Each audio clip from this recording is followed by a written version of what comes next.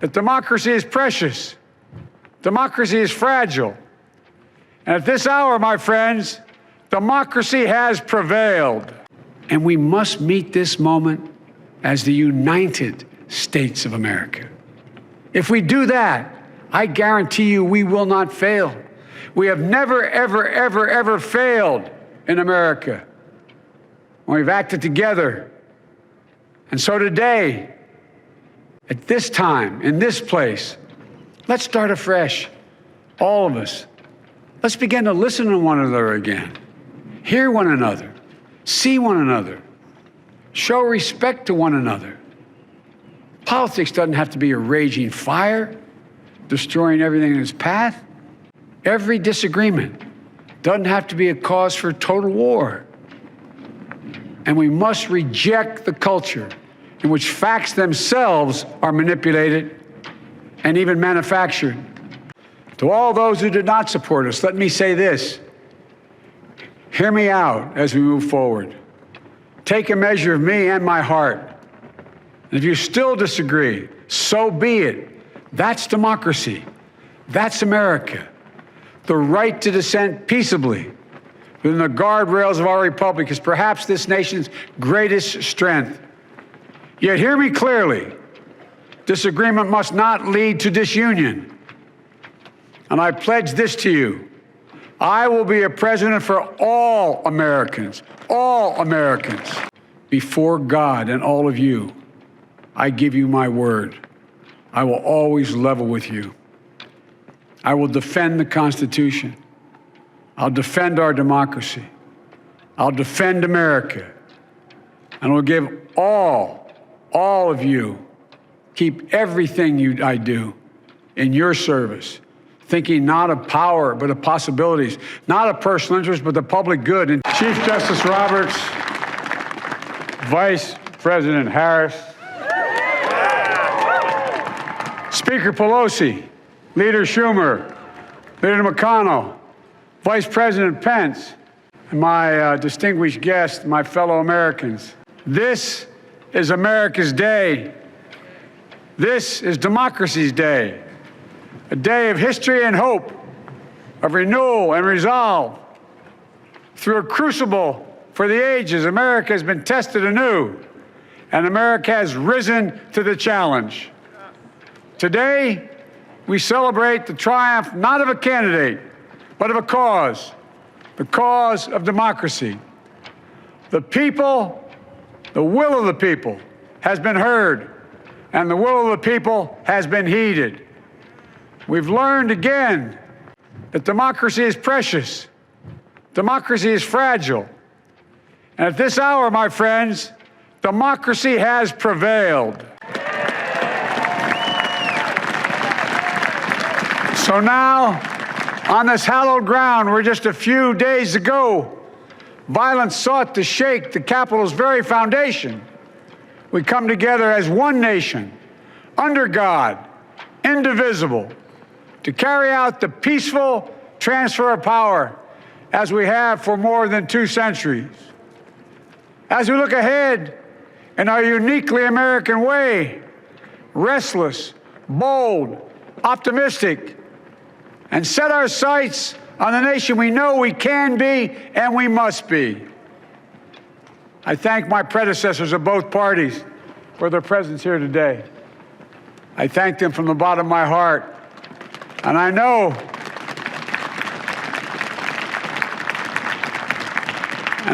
the resilience of our Constitution and the strength of our nation, as does President Carter, who I spoke with last night, who cannot be with us today, but whom we salute for his lifetime in service. I've just taken the sacred oath each of those patriots have taken, the oath first sworn by George Washington. But the American story depends not on any one of us, not on some of us, but on all of us, on we the people who seek a more perfect union. This is a great nation. We are good people, And over the centuries, through storm and strife, in peace and in war, we've come so far, but we still have far to go. We'll press forward with speed and urgency, for we have much to do in this winter of peril and significant possibilities. Much to repair, much to restore, much to heal, much to build, and much to gain. Few people in our nation's history have been more challenged or found a time more challenging or difficult than the time we're in now. Once-in-a-century virus that silently stalks the country. It's taken as many lives in 1 year as America lost in all of World War II. Millions of jobs have been lost. Hundreds of thousands of businesses closed. A cry for racial justice, some 400 years in the making, moves us. The dream of justice for all will be deferred no longer. A cry for survival comes from the planet itself, a cry that can't be any more desperate or any more clear. And now, a rise of political extremism, white supremacy, domestic terrorism, that we must confront and we will defeat. To overcome these challenges, to restore the soul and secure the future of America, requires so much more than words. It requires the most elusive of all things in a democracy: unity. Unity. In another January, on New Year's Day in 1863, Abraham Lincoln signed the Emancipation Proclamation. When he put pen to paper, the president said, and I quote, "If my name ever goes down into history, it'll be for this act, and my whole soul is in it." My whole soul is in it. Today, on this January day, my whole soul is in this, bringing America together, uniting our people, uniting our nation. And I ask every American to join me in this cause.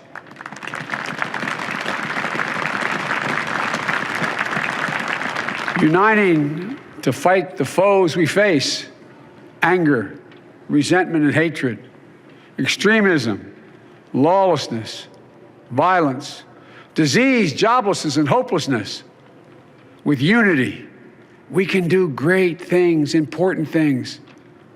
We can right wrongs. We can put people to work in good jobs. We can teach our children in safe schools. We can overcome the deadly virus.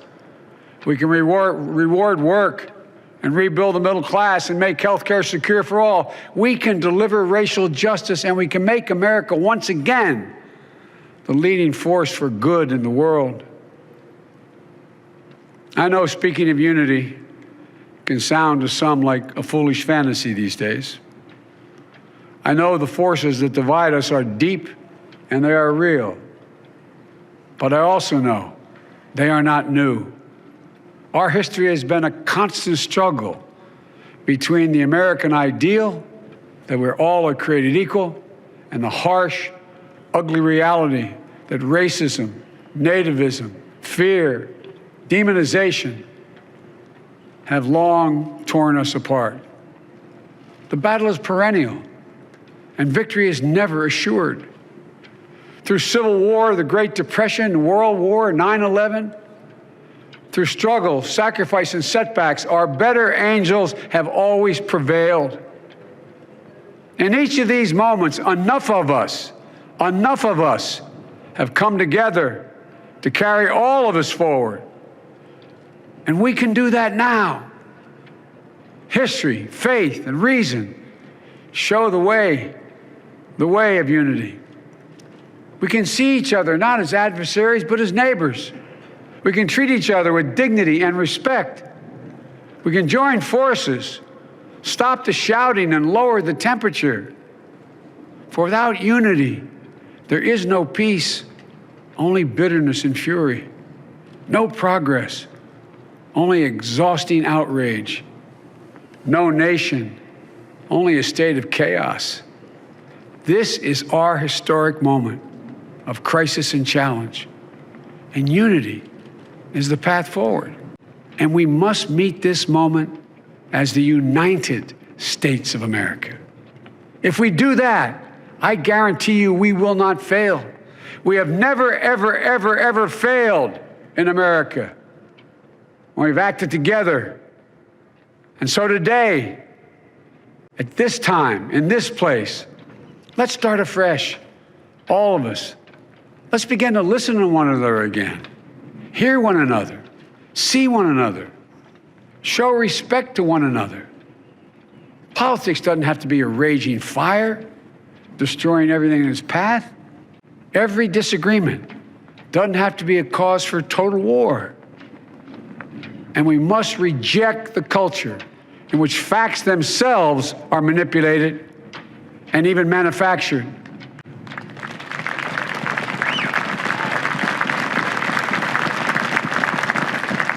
My fellow Americans, we have to be different than this. America has to be better than this. And I believe America is so much better than this. Just look around. Here we stand in the shadow of the Capitol Dome, as was mentioned earlier, completed amid the Civil War, when the Union itself was literally hanging in the balance. Yet we endured. We prevailed. Here we stand, looking out on the great mall where Dr. King spoke of his dream. Here we stand where 108 years ago, at another inaugural, thousands of protesters tried to block brave women marching for the right to vote. And today, we mark the swearing in of the first woman in American history elected to national office, Vice President Kamala Harris. Don't tell me things can't change. Here we stand across the Potomac from Arlington Cemetery, where heroes who gave the last full measure of devotion rest in eternal peace. And here we stand, just days after a riotous mob thought they could use violence to silence the will of the people, to stop the work of our democracy, to drive us from this sacred ground. It did not happen. It will never happen. Not today, not tomorrow, not ever. Not ever.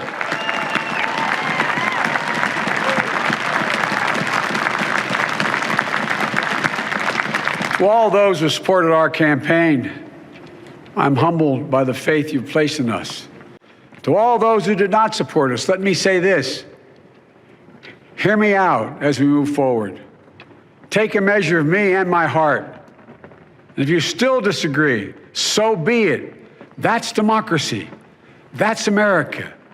The right to dissent peaceably within the guardrails of our republic is perhaps this nation's greatest strength. Yet hear me clearly. Disagreement must not lead to disunion. And I pledge this to you. I will be a president for all Americans. All Americans.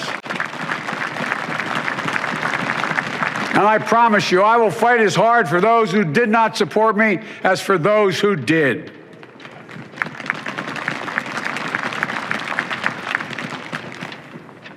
Many centuries ago, St. Augustine, a saint of my church, wrote that a people was a multitude defined by the common objects of their love.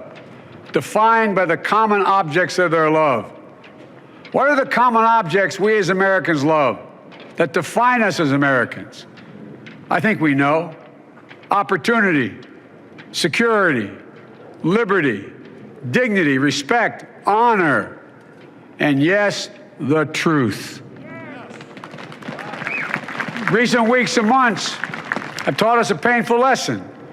There is truth and there are lies. Lies told for power and for profit. And each of us has a duty and a responsibility as citizens, as Americans, and especially as leaders. Leaders who have pledged to honor our Constitution and protect our nation, to defend the truth and defeat the lies. Look, I understand that many of my fellow Americans view the future with fear and trepidation. I understand they worry about their jobs. I understand, like my dad, they lay at bed at night, staring at the ceiling, wondering, can I keep my health care? Can I pay my mortgage? Thinking about their families, about what comes next. I promise you, I get it. But the answer is not to turn inward, to retreat into competing factions, distrusting those who don't look like you, or worship the way you do, or don't get their news from the same sources you do. We must end this uncivil war that pits red against blue, rural versus urban, conservative versus liberal. We can do this if we open our souls instead of hardening our hearts, if we show a little tolerance and humility, and if we're willing to stand in the other person's shoes, as my mom would say, just for a moment, stand in their shoes. Because here's the thing about life. There's no accounting for what fate will deal you. Some days, when you need a hand. There are other days when we're called to lend a hand. That's how it has to be. That's what we do for one another. And if we are this way, our country will be stronger, more prosperous, more ready for the future. And we can still disagree. My fellow Americans, in the work ahead of us, we're going to need each other. We need all our strength to persevere through this dark winter. We're entering what may be the toughest and deadliest period of the virus. We must set aside politics and finally face this pandemic as one nation. One nation. And I promise you this, as the Bible says, weeping may endure for a night, but joy cometh in the morning. We will get through this together. Together.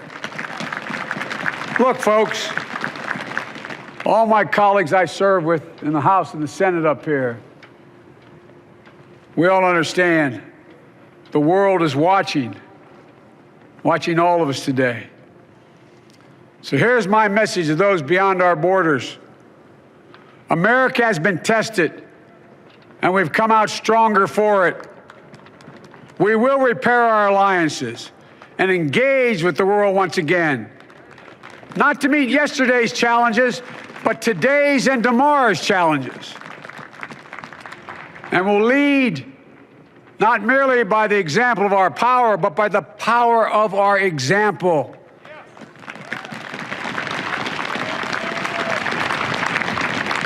We'll be a strong and trusted partner for peace, progress, and security. Look, you all know we've been through so much in this nation. And my first act as president, I'd like to ask you to join me in a moment of silent prayer.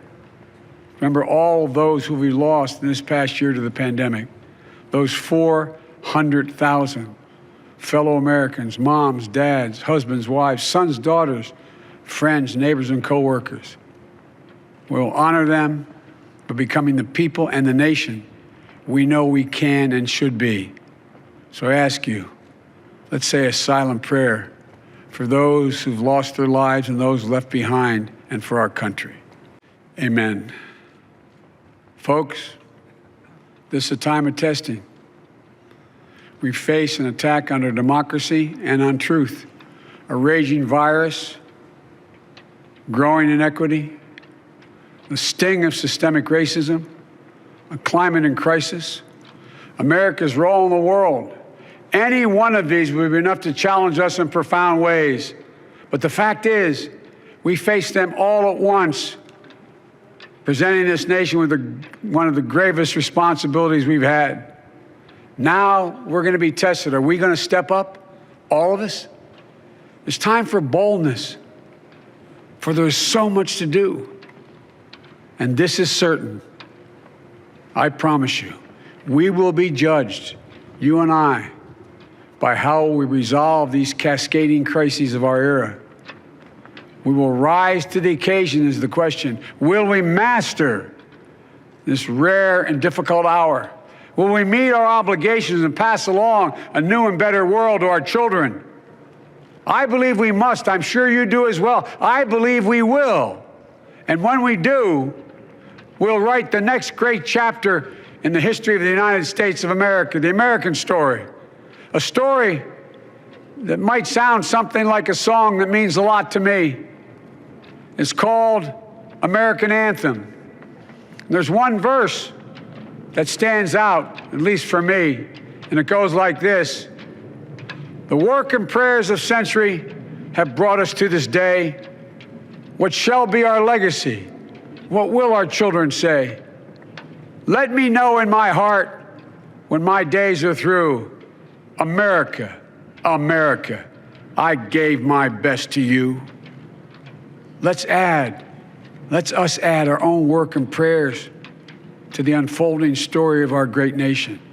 If we do this, then when our days are through, our children and our children's children will say of us, they gave their best, they did their duty, they healed a broken land. My fellow Americans, I close the day where I began, with the sacred oath. Before God and all of you, I give you my word. I will always level with you. I will defend the Constitution. I'll defend our democracy. I'll defend America.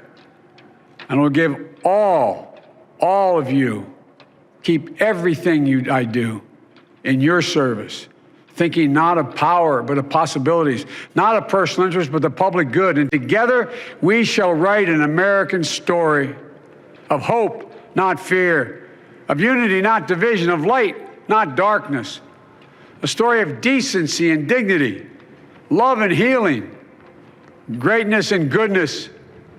May this be the story that guides us, the story that inspires us, and the story that tells ages yet to come that we answered the call of history. We met the moment. Democracy and hope, truth and justice did not die on our watch, but thrived. That America secured liberty at home and stood once again as a beacon to the world. That is what we owe our forebears, one another, and generation to follow. So, with purpose and resolve, we turn to those tasks of our time, sustained by faith, driven by conviction, and devoted to one another and the country we love with all our hearts. May God bless America, and may God protect our troops. Thank you, America.